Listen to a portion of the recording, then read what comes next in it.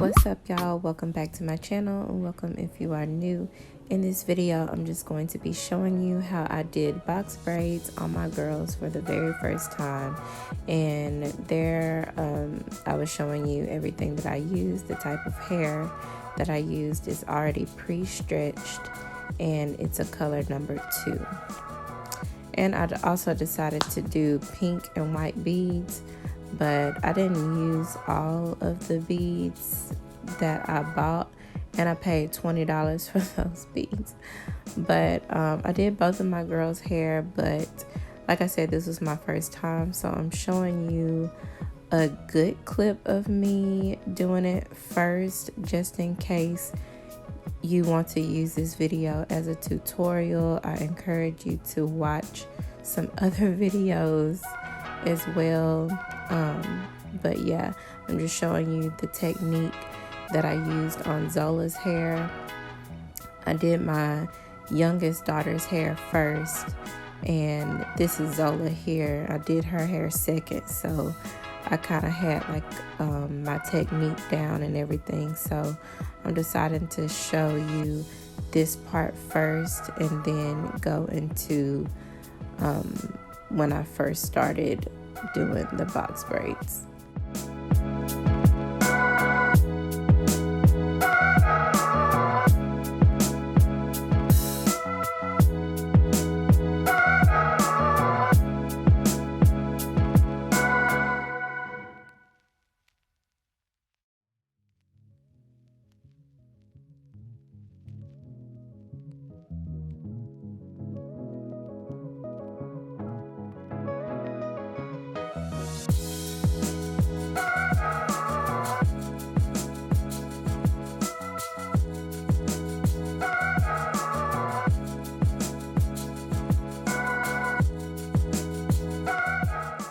So here is little Miss Zoe. I washed and blow dried their hair and divided them into manageable sections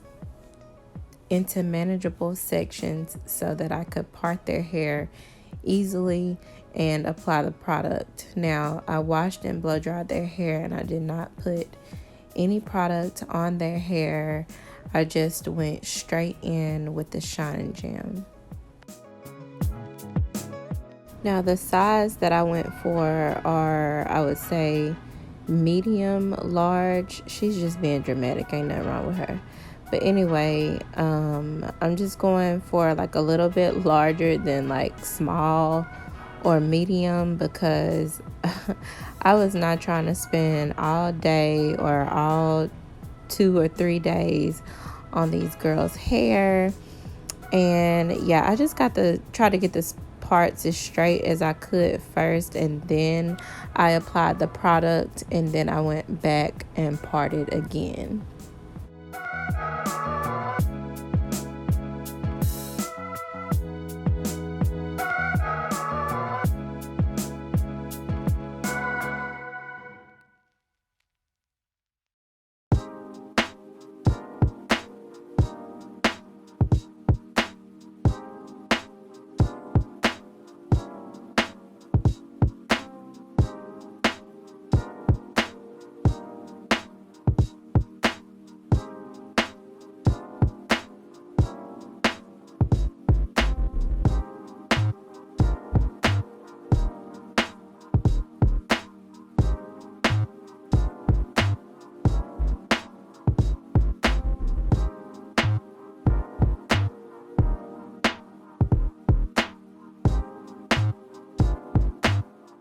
So like I said before, this was my very first time doing knotless box braids, or box braids in general. So I'm just showing you here how I parted them in the size of the actual braid. And I cut some of the part out where I was clearly struggling, and you know, that's why I put Zola's first, so you can see that I ended up knowing what I was doing by the time I did it a couple of times. And with Zoe's hair, I did have to start one, and then I realized I needed to add more hair or take away more hair, and then I started again. So that's why here you see that I actually did a braid, and then I took it down, and then I adjusted the amount of hair, and then I did it, I redid that one. So, and I do want to go ahead and say that this is some really good hair. It doesn't tangle really at all, and it's already pre-stretched and everything, so you don't have to do a lot of manipulating the hair at all. And I can't remember the brand it was at the hair store, but just kind of pay attention to the beginning, or rewind back to the beginning and see what kind of hair I used. But yeah, if you want to do box braids, get some hair like this.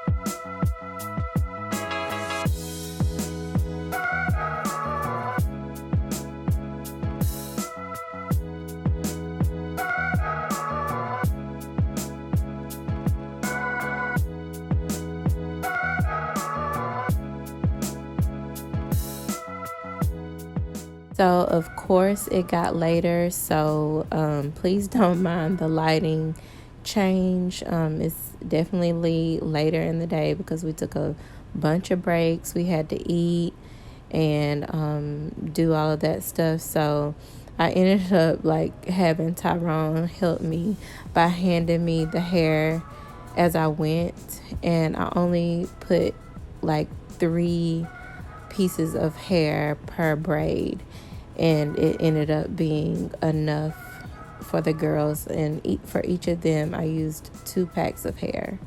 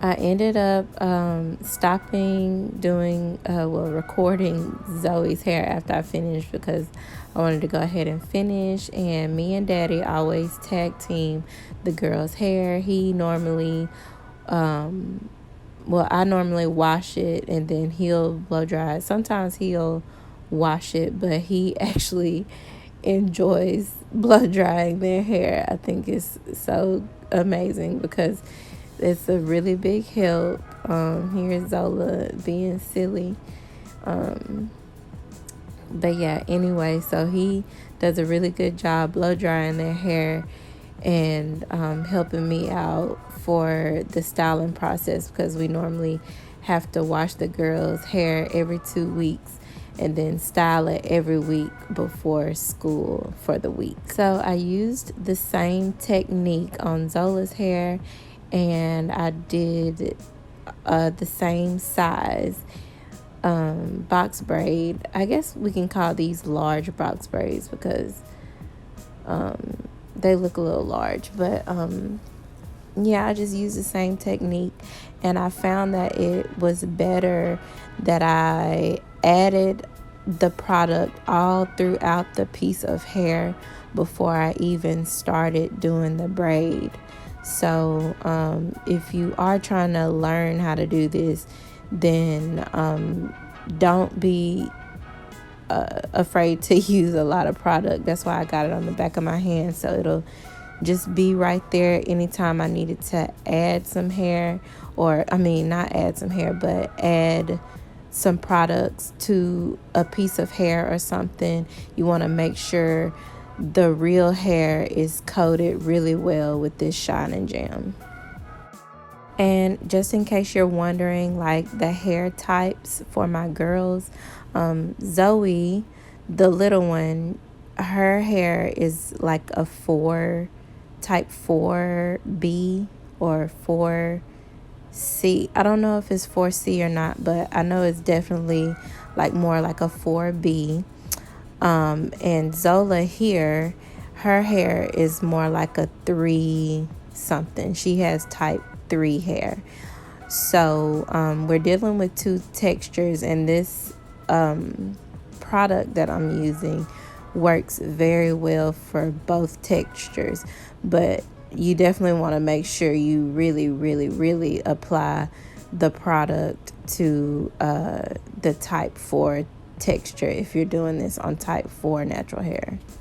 And that is it, you guys. Thank you so much for watching. I did not record the full process, but here are some pictures of them after they got done. It came out very well. It lasted about 2.5 weeks, and that was pretty good for me. So thank you again, and we'll catch you in the next one. Bye.